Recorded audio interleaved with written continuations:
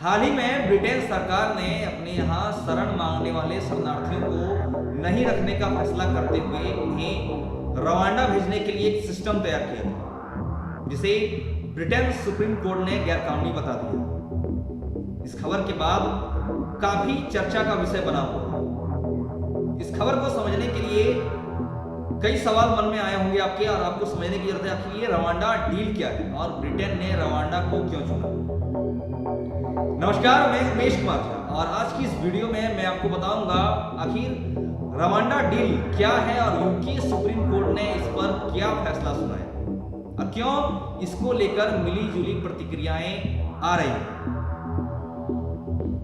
आपको बता दूं, रवांडा डील अप्रैल 2022 में शुरू होती। दरअसल अप्रैल 2022 में प्रधानमंत्री बोरिस जॉनसन ने प्रवासन यानी माइग्रेशन और आर्थिक विकास साझेदारी MEDP की घोषणा की थी। इस सौदे का उद्देश्य एक ऐसा सिस्टम बनाना था जिससे एक ऐसे शरणार्थी जिसे ब्रिटेन ने स्वीकार नहीं किया है उन्हें रवांडा से यूके भेजा जा सके। यूके शरणार्थियों को वापस भेजने में जो अस्वीकृति क्लोज एक महत्वपूर्ण भूमिका निभा सकता है, जिसे इंग्लिश चैनल के पार कर यूके में घुसने वाले लोगों की पहचान करने में मदद मिलेगी। दोनों देशों के बीच हुए इस समझौते यानी MOU के अनुसार ब्रिटेन शरण चाहने वाले नागरिकों की जांच करेगा और उनके लिए रवांडा तक सुरक्षित ट्रांसपोर्ट की व्यवस्था भी करेगा। इस डील के अनुसार शरणार्थियों के आने पर रवांडा के हर नागरिक को घर देना और उनके प्रति होने वाले किसी भी दुर्व्यवहार को रोकना ही होगा। हालांकि रवांडा के पास किसी भी शरणार्थी को पहचान का अधिकार होगा। यदि रवांडा किसी को अपने देश में शरण नहीं देना चाहता है तब उसे वापस उसके देश भेज दिया जाएगा। ये थी रवांडा डील। अब दो रवांडा यूके के द्वारा भेजे गए शरणार्थियों के लिए 3 सुविधाएं देता है। पहला, शरणार्थियों को उनके मूल देश भेजने की सुविधा। दूसरा, शरणार्थी यदि चाहते हैं तो उन्हें किसी तीसरे देश ले जाने में मदद करता है। और तीसरा, यदि शरणार्थी कहीं नहीं जाना चाहते तो उन्हें रवांडा में रहने के लिए घर, स्वास्थ्य और बीमा की सुविधा देता है। अब सवाल यहां आता है कि ब्रिटेन ने रवांडा को क्यों चुना। दरअसल यूके घर और ट्रांसपोर्ट के सारे खर्चे उठाए। हालांकि रवांडा संपर्क करने वाला पहला देश नहीं था। इससे पहले पूर्व प्रधानमंत्री टोनी ब्लेयर ने तंजानिया को शरण देने का दावा करके मनाने की कोशिश की थी, लेकिन वो इसमें असफल रहे। ब्रिटेन के कॉलोनियल इतिहास में आज की स्थिति मेल खाती है, जहां ये प्रवासी श्रमिकों के कुछ विशेष वर्गों को देश के कुछ हिस्सों में भेजता था।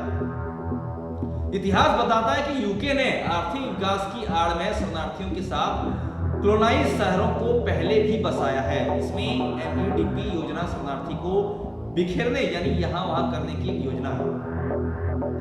और ये फैसला 2 बड़े मुद्दों पर आधारित था। एक, हाईकोर्ट के फैसले में हस्तक्षेप करने की अपील कोर्ट का अधिकार है। दूसरा, अपील कोर्ट ने रवांडा जाने पर शरण चाहने वालों के लिए क्या वाकई जोखिम है, इस पर ध्यान दिया।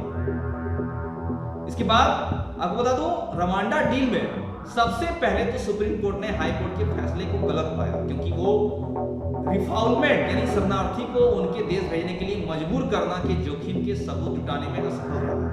दूसरा, हाईकोर्ट ने रवांडा की एक्सपर्टीज और वादे को मान्यता दी। यूरोपीय कोर्ट के अनुसार शरणार्थियों को वापस लौटाने से बचाने के लिए और उनकी शरण को सुनिश्चित करना ब्रिटेन की जिम्मेदारी है।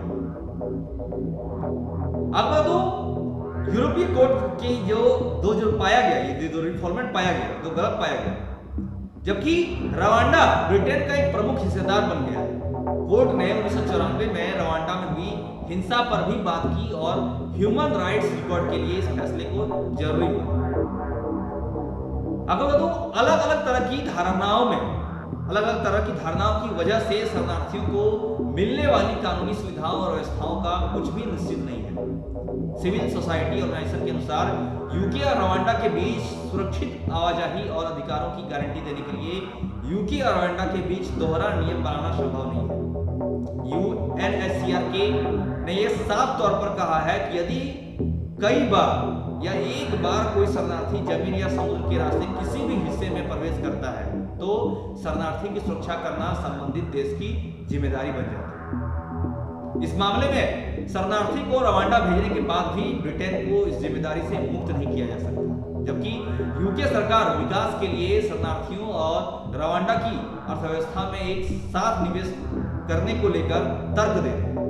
हालांकि रिफॉल्वमेंट और अन्य मामलों में देश के बीच इसके प्रभाव को लेकर डाउट खत्म नहीं हो रहा। इससे बाकी देश भी इस तरह की योजनाओं पर विचार करने के लिए प्रेरित हो सकते हैं, जिससे ह्यूमन राइट्स के स्टैंडर्ड में कमी आएगी और तीसरे पक्ष के देशों में शरणार्थियों के लिए जोखिम बढ़ जाएगा। आज की इस वीडियो में फिलहाल इतना ही। हम आगे आपसे फिर मिलेंगे कुछ नई और अच्छी जानकारी के साथ। हमारे साथ अंत तक बने रहिए। धन्यवाद। जय हिंद, जय भारत।